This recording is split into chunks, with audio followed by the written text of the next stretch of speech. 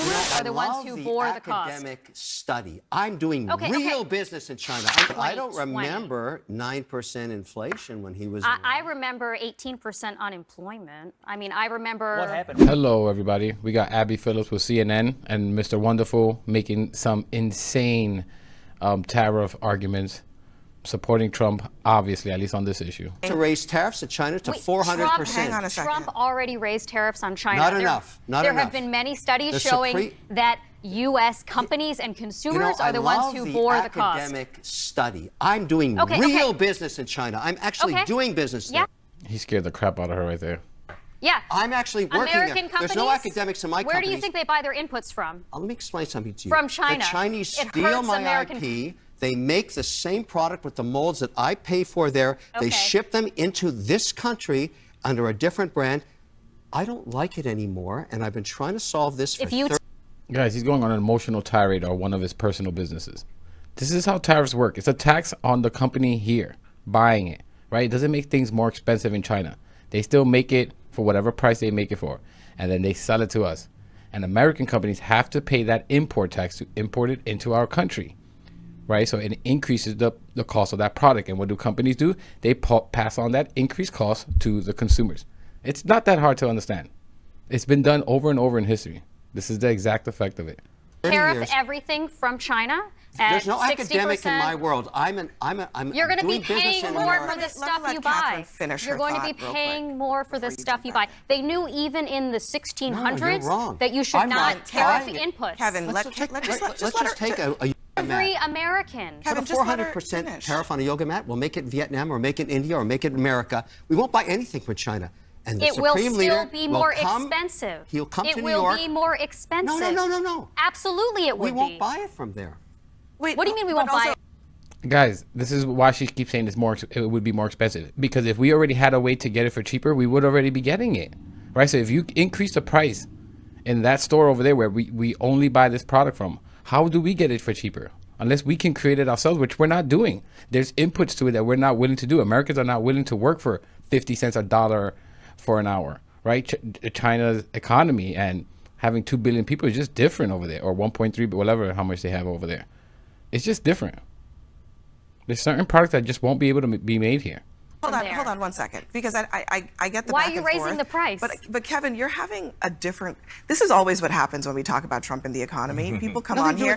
Hang on. No. Just hang on. People come on the show, and then they defend a different economic policy than the one that Trump is advocating. He says in the clip, "What am I going to do? Negotiate with China or Mexico?"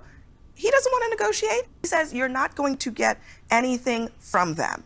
Okay, that's what he says. He does not want to negotiate. Also, the question I asked you is, where is the rest of the plan?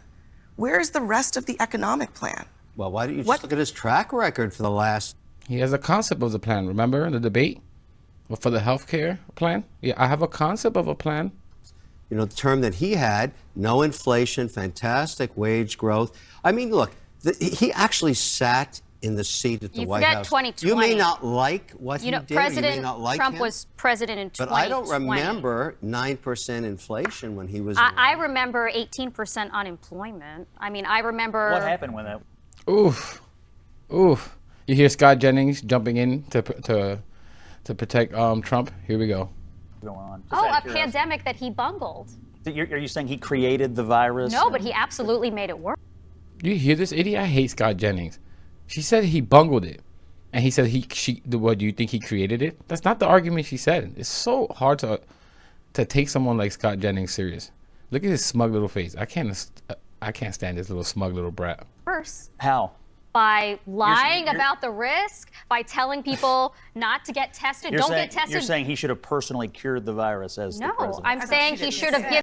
When the hell did she say that?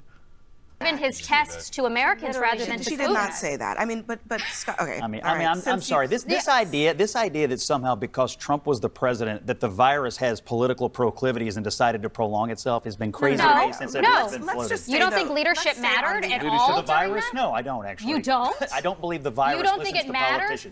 Do you hear this? Leadership doesn't matter because he can't defend Trump lying to the American people about COVID.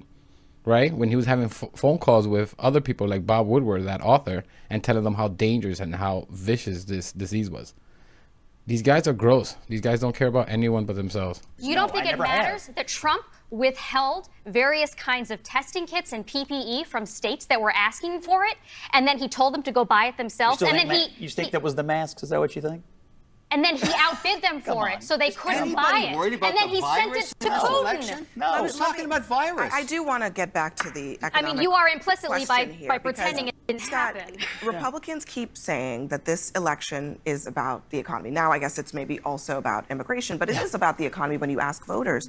And again, like, I'm wondering, what else is Trump planning on doing, and can he articulate it? Well, to me, I think it's a great question, and it needs to be fleshed out. I think we should probably play the clip, though, of Harris from the Chicago Economic Club, or oh, do we not have it? Because she didn't show up to talk. So here's what I think. He's going to extend the tax cuts.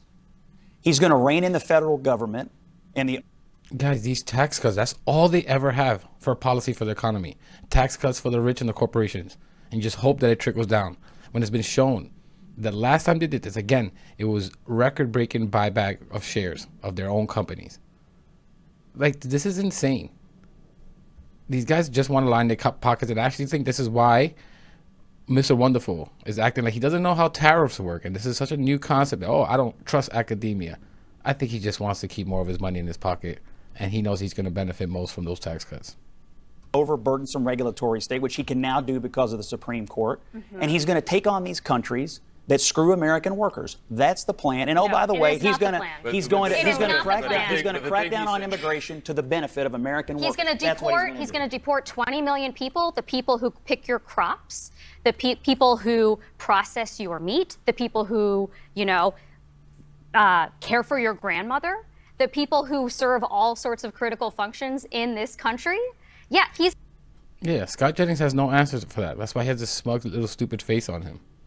The Americans are not willing to do this job. The reason that these jobs even exist is because companies, multi-million, billion-dollar corporations, are paying these illegal workers with way lower wages to do the job, because Americans aren't willing to pay $10 for one head of lettuce or something like that. Going to deport a lot of people, and that's going to worsen the economy. In fact, there have been, like a dozen different independent economic analyses from Goldman Sachs, AEI, Brookings, Nomura, Peterson Institute.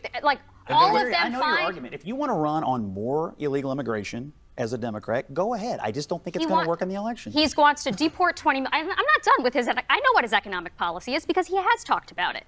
He doesn't understand how any of it would work, but he has talked about it. He wants 10% global tariffs, which would worsen inflation. He wants to deport 20 million people, which would worsen inflation and reduce growth. He wants to politicize the Federal Reserve, which would worsen inflation. He wants to devalue the dollar, which would worsen inflation. And after all that, all of these things. The American population wants that economy back. What do you say to that? I say because there's worms like you, Fox News, Newsmax, all these idiots online and social media lying to them of why the economy is the way it is, right? Lying to them about their issues and why, and the problem is immigration and all these things. This is why, so you guys can keep your pockets nice and fat. These guys are gross.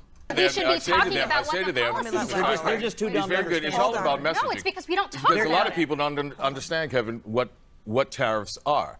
They see it as this great punishment to China that we're going to do. He says he's going to raise it up. He said today 2,000% tariffs on China. But here's the thing. It punishes the American importer.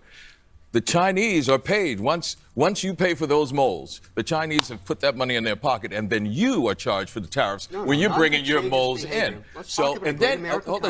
That's exactly how it works. How humiliating. This is a Hollywood actor. Not to say that they don't have the knowledge in this kind of stuff, but this is a billionaire businessman who he's talking to, or at least close to a billionaire, whatever, on how tariffs work.